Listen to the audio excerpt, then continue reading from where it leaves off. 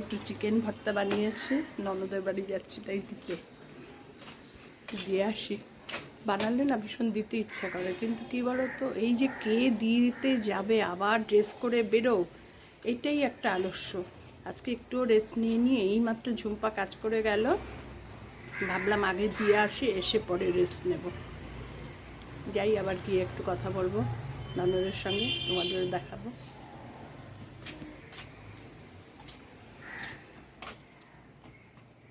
আমার নন্দাইকে তো দেখোনি তোমরা, এই যে নন্দাই, ননদের বর। আসাই হয় কম, আর আসলেও আড্ডাবাজ থাকে না বাড়িতে, দেখা হবে কি করে? মুখটা তোলো, একটু মুখটা দেখাও। এই যে সেদিনও এসছিলাম, যে সেদিনও ছিল না, আমরাও না, সেদিন ছিল না, ওই ইয়েতে কবি রবীন্দ্র জয়ন্তী, এই রবীন্দ্র জয়ন্তীতে এসেছিলাম, যেই আমরা ঢুকেছি সে টুক টুক টুক টুক করে বেরিয়ে গেল, কে নালে দেরিতে বেরোতো। তাই ঝুমা বলছে যে 8:30টায় যেত, যেহেতু তোমরা সবাই এসে গেছো, ব্যাস টুকটুক। এই হচ্ছে ননদের বাড়ি। তোমাদের বেরোনোর সময় বললাম না ননদের বাড়ি যাচ্ছে, থাকে দুজন, আমাদেরই মতন অবস্থা।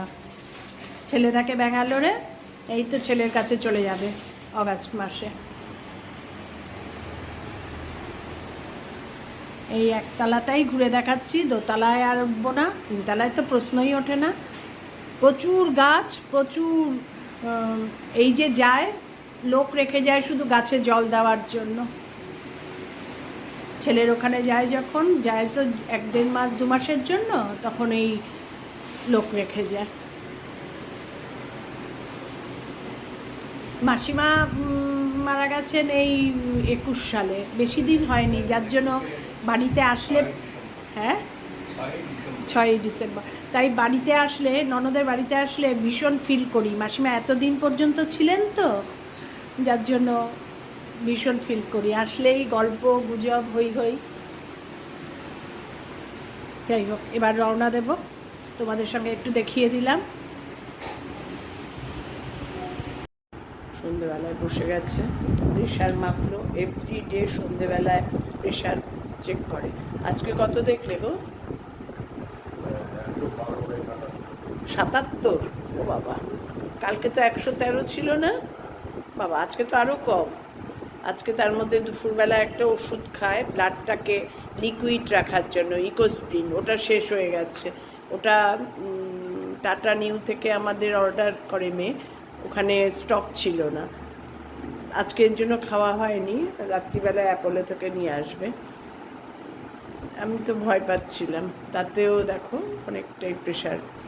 এইটা এভরিডে রুটিন, প্রেশারটা মাপে, তারপরে এনশিওরটা খেতে বসে, এনশিওর খেয়ে ফুড মেসেজ করে তারপরে রুটি আনতে যায়।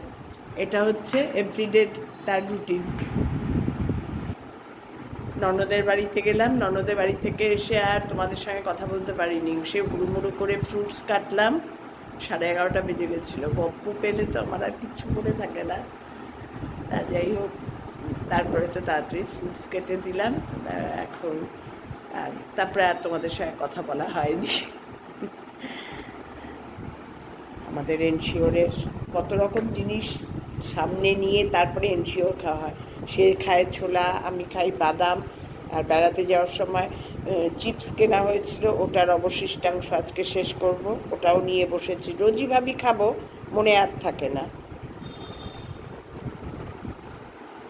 তাহলে ভিডিওটা শেষ করলাম, টাটা, শুভ সন্ধ্যা, টাটা করে দাও, টাটা।